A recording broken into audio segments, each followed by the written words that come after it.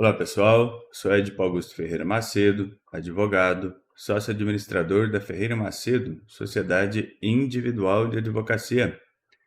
Sabe aquela multa administrativa estadual ou municipal que está parada há anos na gaveta da prefeitura e você achou que ia prescrever por intercorrência? Pois é, o STJ acabou de fechar essa porta. Se você estava contando com o decreto 20.910 para anular processos administrativos parados, você precisa ver esse acórdão. Hoje nós vamos fazer uma leitura do tema 1294.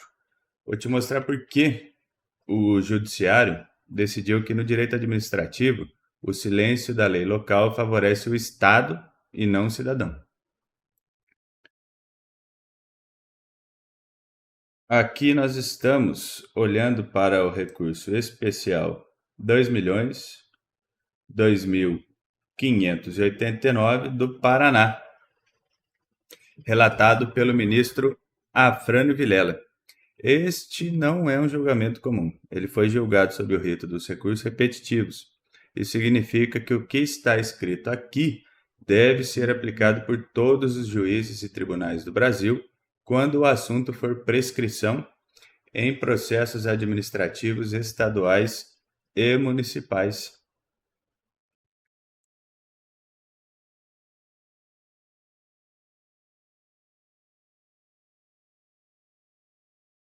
A controvérsia consiste em definir se há falta de previsão em lei específica nos estados e municípios. O decreto 20.910 de 1932 pode ser aplicado para reconhecer a prescrição intercorrente no processo administrativo.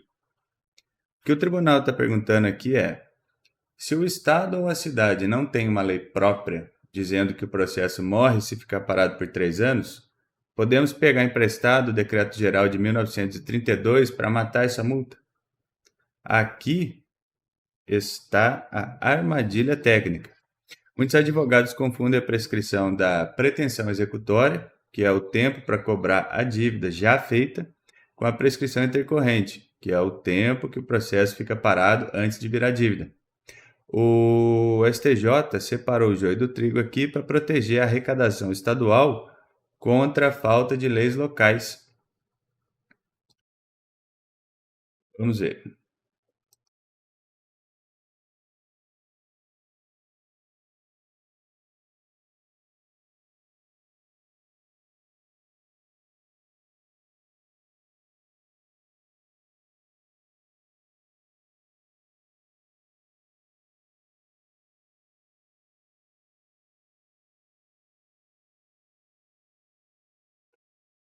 Aqui está a distinção entre a lei federal e local. A Lei 9.839 de 1999, que é a Lei do Processo Administrativo Federal, não se aplica às ações administrativas punitivas desenvolvidas por estados e municípios, pois a aplicação é restrita à administração pública federal. Existe uma lei federal, a 9.873, que diz: se o processo ficar parado mais de 3 anos, prescreve. Mas o STJ reafirmou essa regra só vale para órgãos federais, como o IBAMA, a Anatel. Estados e municípios vivem em outro regime jurídico, é a autonomia federativa. O judiciário entendeu que não pode criar um prazo para o Estado se o legislativo daquele Estado não fez. Se o seu Estado não tem uma lei de processo administrativo própria, com prazo de prescrição intercorrente, o processo pode, em tese, durar muito mais tempo sem ser anulado por esse motivo, né?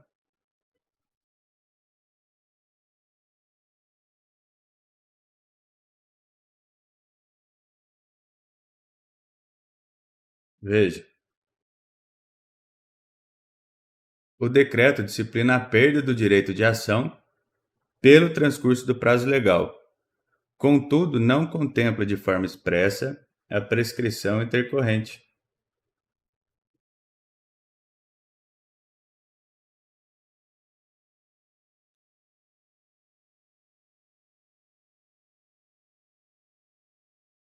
Percebe?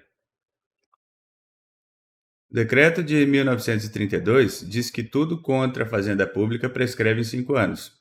Por simetria, a administração tem 5 anos para cobrar o cidadão.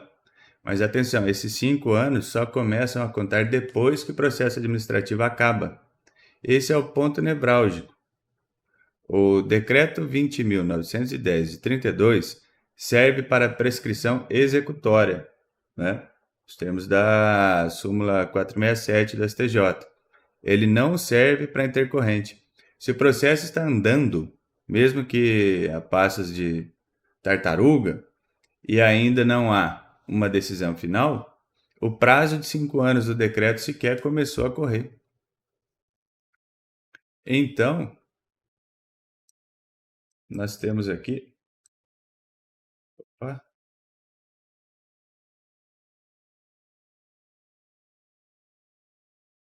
a tese jurídica firmada.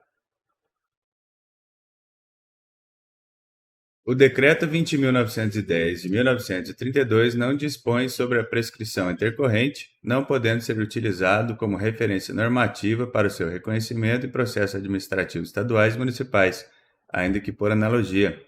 Em resumo, não tem lei estadual ou municipal prevendo prescrição intercorrente? Então não tem prescrição intercorrente via Decreto 20.910. O juiz não pode inventar esse prazo por analogia. Isso gera uma zona cinzenta e perigosa. O acórdão menciona que a duração razoável do processo, né, no artigo 5º, inciso 78 da Constituição, deve ser respeitada. Mas se é um prazo fixo em lei, como os 3 anos da lei federal, que é razoável, né? Vira uma briga subjetiva de fatos e provas. E não uma regra automática, né? De gaveta ou engavetamento. Portanto, qual é o impacto prático disso, né? Para você, para mim, para todos nós.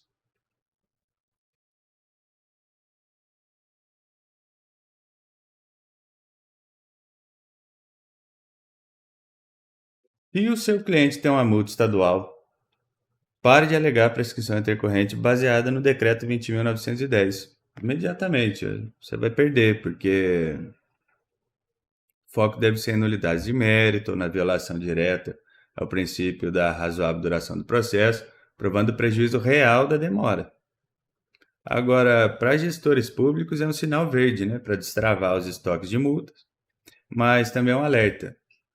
Há recomendação expressa que órgãos criem regulamentos internos para evitar essas paralisias sem motivo, né, injustificadas.